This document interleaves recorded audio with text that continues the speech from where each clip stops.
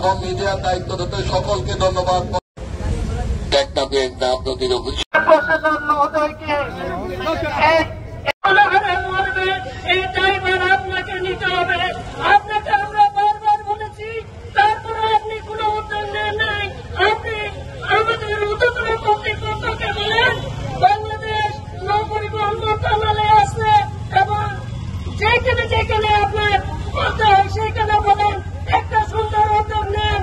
সেইখান থেকে জেলে সমাজ যদি মাছ ধরতে না পারে তাহলে আরো বিপর্যয় নেমে আসবে টেকনাফের মানুষের উপর। সে বিপর্যয়ের মধ্য দিয়ে আমরা দুর্বিষহ জীবন যাপন করতে যাচ্ছি। একদিক দিয়ে অপহরণ এবং মাদকের সাজা, অন্যদিকে দিয়ে আমাদের জেলে সমাজ বেকারত্ব জীবন যাপন করিতেছে। এমত অবস্থায় নাম নদীর যতটুকু অংশ বাংলাদেশ সীমানায় পড়েছে তা অনতিবিলম্বে খুলে দেওয়া হোক, আমাদের জেলে সমাজের জন্য মাছ ধরতে পারে এবং তারা সুন্দরভাবে জীবন জীবিকা নির্বাহ করতে পারে। আমি জেলা প্রশাসন মহোদয়কে আমাদের জেলে সমাজের পক্ষ থেকে অভিনন্দন জানাচ্ছি। আপনি কাল বিলম্ব না করে বিডিআর এসিও সাহেব আছে, তাদের উন্নতন কর্তৃপক্ষ আছে, তাদের সাথে যোগাযোগ করুন। এইখান থেকে যে মাদকের প্রশ্ন তুলে আমাদের এই জলসীমায় মাছ ধরা বন্ধ রেখেছেন, সে মাদকের ব্যাপারে যদি বলতে চাই, সে মাদক বিডিআর জয়ন্তের মাধ্যমে বাংলাদেশে প্রবেশ করে থাকে, এখানে কোন সন্দেহ নেই। এই পর্যন্ত মাদকের সবচেয়ে বড় চালান সে বিডিআরদের নিকট থেকে উদ্ধার করা হয়েছে, তা কারো অজানা নয়। তাই বলবো সেই বিডিআরের মাদকের দোহাই দিয়ে আমাদের নাম নদী বন্ধ করে রাখা যাবে না। জনগণ সোচ্চার হয়ে গেছে।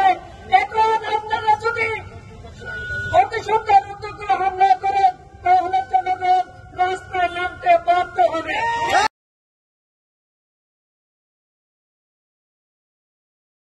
জানেন 2017 থেকে একটি গোষ্ঠী ইয়াবা ব্যবসাকে নির্বিঘ্নে করার জন্য টেকনাফের সেই নাগ নদীকে জেলে বিলীন করে ইয়াবা ব্যবসাকে সম্প্রসারণ করার জন্য তৎকালীন এমপি ইয়াবার গডফাদার মোদি কর্তৃক সেই প্রশাসনকে সাজিয়ে সেদিন জেলে সম্প্রদায়কে নাগ নদী থেকে বিতরণ করে নিষেধাজ্ঞার নামে কথিত নিষেধাজ্ঞা, যেখানে কোন প্রশাসনিক নির্দেশনা নাই, কোন আদালতের নির্দেশনা নাই।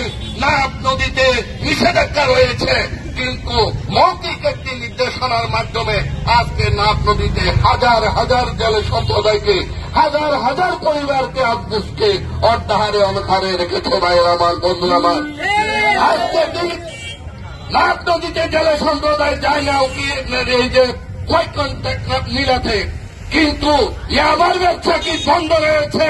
আমি প্রশাসনের কাছে জবাব চাই। যদি বন্ধ না দেখে ইয়াবার ব্যবসা, যদি বাংলাদেশ থেকে সিমেন্ট যেতে পারে, তেল যেতে পারে, পেঁয়াজ যেতে পারে, কিন্তু আমার জেলে সম্প্রদায় নাগ নদীতে যেতে পারবে না। এইটা সাংবিধানিক অধিকার না। সংবিধান আমাকে অধিকার দিয়েছে, সংবিধান আমাকে অধিকার দিয়েছে নাগরিক অধিকার। যেখানে আমার এলাকা আছে, ভৌগোলিক সীমারেখা আছে, সেখানে স্বাধীন চলাচল, স্বাধীন কর্ম করে খাওয়ার অধিকার আমাকে সংবিধান দিয়েছে। সুতরাং আপনারা সেই অধিকার জেলে সম্প্রদায় থেকে নিয়ে যেতে পারেন না। সুতরাং আমরা স্পষ্ট করে বলে দিতে চাই, আমরা ইউনু মহোদয়কে বলেছি, আমরা স্মারকলিপি দিয়েছি, আমরা জেলা প্রশাসক মহোদয়কে আমরা স্মারকলিপি দিয়েছি, আমরা আইন শৃঙ্খলা কমিটিতে এবং পাসপোর্ট কমিটিতে জেলা বিএনপির সভাপতি সেখানে স্পষ্ট বলেছেন, নাগ নদীর যারা জেলে সম্প্রদায় তারা ইয়াবা মাদক স্মাগলিংয়ের সাথে করা জড়িত না, তাদেরকে মাছ ধরার অধিকার দেওয়া হোক। কিন্তু এখনো আপনারা কর্ণপাত করেন নাই। কিন্তু মহামান্য হাইকোর্ট আপনাকে জেলা প্রশাসক, আপনি মাননীয় জেলা প্রশাসক আপনাকে নির্দেশনা দিয়েছেন অতি সত্তর নদীতে জেলেদের মাছ ধরার ব্যবস্থা করার জন্য, কিন্তু এখন আপনি অর্ধেককে সেই সুবিধা দিয়ে অর্ধেককে সেই সুবিধা দেন নাই। আপনি নিয়ে ওয়াইক্রমকে একই সুবিধার অন্তর্ভুক্ত করুন এবং আমরা দায়িত্ব নিয়ে বলতে চাই আপনি নির্দিষ্ট জায়গায় আমার জেলে সম্প্রদায় নামবে নদীতে এবং সেই জায়গা থেকে তারা উঠবে, সেখানে প্রয়োজনে বিজেপি অন্যান্য যেই নৌবাহিনী কোস্টগার্ড যারা যারা আছে তারা থাকবে, তাদেরকে চেক করে নামাবে, তাদেরকে চেক করে তুলে দিতে হবে। আমাদের স্পষ্ট বক্তব্য, সেটা যদি না করেন জনগণের সকল দাবি দেওয়ার পক্ষে হচ্ছে বিএনপি। জনগণের মানুষের পেটের অধিকার, মানুষের বাঁচার অধিকার, মানুষের মৌলিক অধিকার বাস্তবায়নের জন্য বিএনপি জনগণের সাথে রাজপথে থাকবে, সেটাই হচ্ছে বিএনপি।